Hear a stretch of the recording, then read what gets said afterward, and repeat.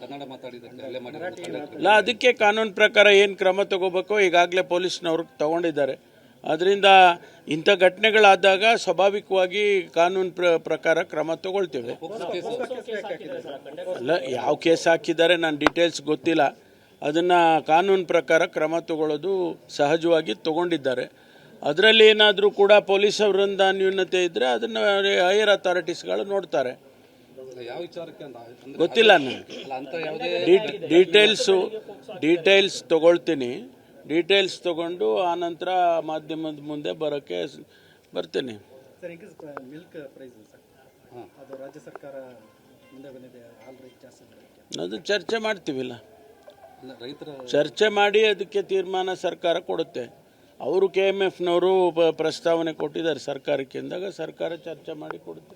Actually ಅವರೇ ತೀರ್ಮಾನ ಮಾಡೋದು. ಅದನ್ನು ಸರ್ಕಾರದ ಇದು ಅನುಮತಿಯನ್ನು ಪಡ್ಕೊಳ್ತಾರೆ ಕೆಲವು ಸಂದರ್ಭದಲ್ಲಿ, ಅದನ್ನು ಮಾಡ್ತೀವಿ. ರೋಡ್ ಬಗ್ಗೆ ಮಾತಾಡಿದ್ರು ಸರ್, ಬೆಂಗಳೂರು ಟ್ರಾಫಿಕ್ ವಿಚಾರವಾಗಿ. ಅದ್ರ ಬಗ್ಗೆ ನಾನೇನು ಮಾತಾಡಲ್ಲ. ಮುಂದಿನ ಚುನಾವಣೆ ನಾನೇನು ಮಾತಾಡಲ್ಲ. ರಾಜಕೀಯದ ಪ್ರಶ್ನೆಗಳಿಗೆ ಉತ್ತರ ಕೊಡಲ್ಲ. ಇವತ್ತು ಕೂಡ 2 ಸಾವಾಗಿದೆ. ನಾವು ಅದಕ್ಕೆ ಕ್ರಮ ತಗೊಂತೀವಿ. ಇಲ್ಲಿ ತುಮಕೂರಲ್ಲಿ ಕೂಡ ಒಂದಾಗಿದೆ. ಅದನ್ನು ಅವರು ಯಾವ ರೀತಿ ಇದು ಕ್ರಮ ತಗೋಬೇಕೋ ಅದನ್ನು ಈಗಾಗಲೇ ಪೊಲೀಸ್ನವ್ರು ತಗೊಂಡಿದ್ದಾರೆ. ಅಷ್ಟು ಪರಿಣಾಮಕಾರಿಯಾಗಿ ಆಗ್ತಾ ಇಲ್ವಾ ಅಂತ? ಅಲ್ಲ, ಪರಿಣಾಮಕಾರಿ ಅನ್ನೋದು ರಿಲೇಟಿವ್ ವರ್ಡ್.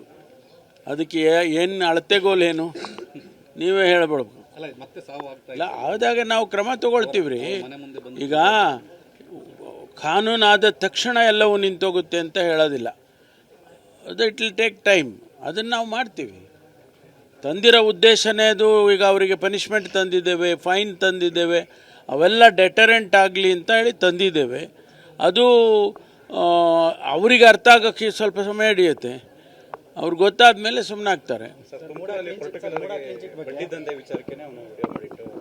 ನೋಡಿ, ನಾವು ಈಗಾಗಲೇ ಅದು ಕೂಡ ಈ ಬಡ್ಡಿ ದಂಧೆ ಇಂಥವೆಲ್ಲ ಆ ಒಂದು ಕಾನೂನಿನಲ್ಲೇ ಸೇರಿದೆ. ಅದನ್ನು ಕೂಡ ಎಫೆಕ್ಟಿವ್ ಆಗಿ ಇಂಪ್ಲಿಮೆಂಟೇಷನ್ ಮಾಡಿದ್ರೆ ನಿಲ್ಲುತ್ತೆ.